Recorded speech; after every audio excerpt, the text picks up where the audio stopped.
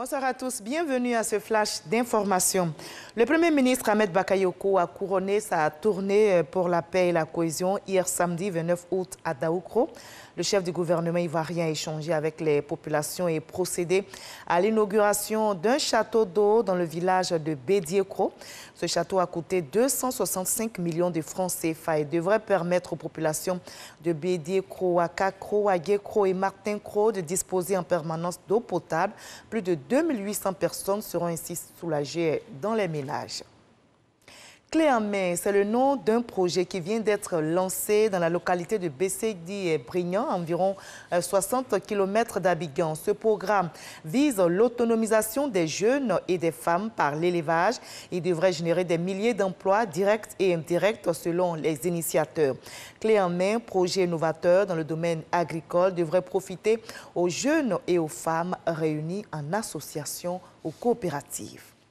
Les populations du village de Gbemazo, dans le département de Ouorodougou, sont reconnaissantes au président de la République pour les actions de développement dans leur région. Elles ont organisé une journée d'hommage et de prière en faveur du chef de l'État et de la nation ivoirienne.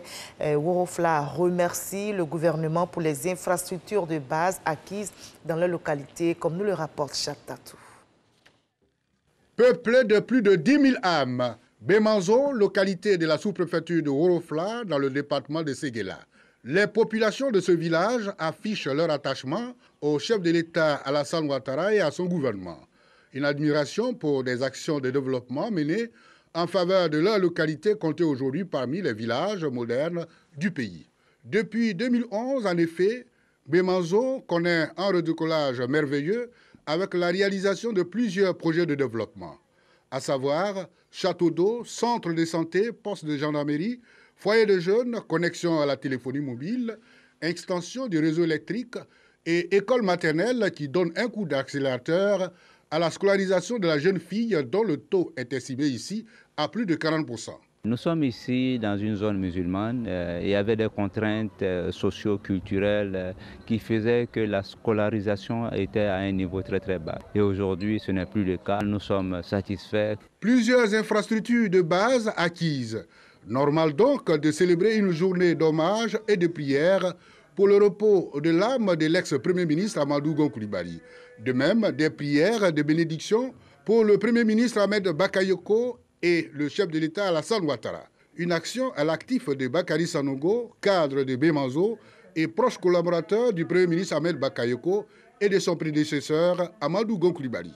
La ministre de la Femme, de la Famille et de l'Enfant, marraine de la cérémonie, s'est faite représenter.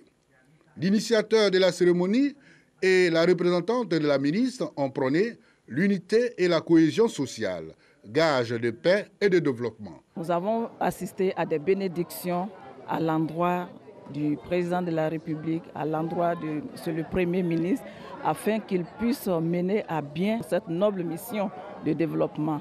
Mais cela ne peut être possible que si nous sommes unis autour de lui. La remise d'une ambulance, don du chef de l'État, à la population a mis fin à la célébration.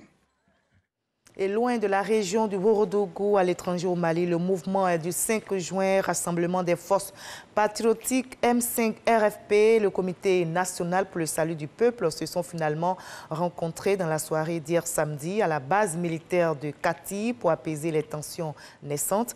11 jours après le coup d'État qui a renversé le président Ibrahim Boubacar Keïta et face aux pressions régionales et internationales, la junte militaire a promis de rendre les clés du pouvoir aux civils au terme d'une période dont la durée n'a pas été encore fixée. Les chefs d'État de la CEDEAO, vous vous souvenez, ont demandé aux militaires de rendre immédiatement le pouvoir aux civils en lançant un processus de transition d'1 an maximum. Après la marée noire, place à la marée humaine. Une manifestation a rassemblé hier samedi 29 août des dizaines de milliers de Mauriciens dans les rues de Port-Louis pour dénoncer la gestion par le gouvernement de la marée noire qui a ravagé la côte sud-est de l'île Maurice depuis août. Vêtus de noir et arborant des drapeaux mauriciens, comme vous le voyez sur ces images, les manifestants ont appelé le Premier ministre à la démission.